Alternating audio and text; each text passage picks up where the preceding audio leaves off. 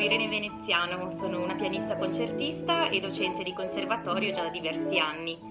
Sono stata a suonare a Carrara per i concerti di primavera, ma il ricordo di questo concerto è ancora molto vivo e questo è perché ho potuto incontrare in quell'occasione delle persone meravigliose, sia negli organizzatori che nel pubblico molto caloroso, e mi sono sentita veramente come in famiglia e circondata da tantissimo affetto.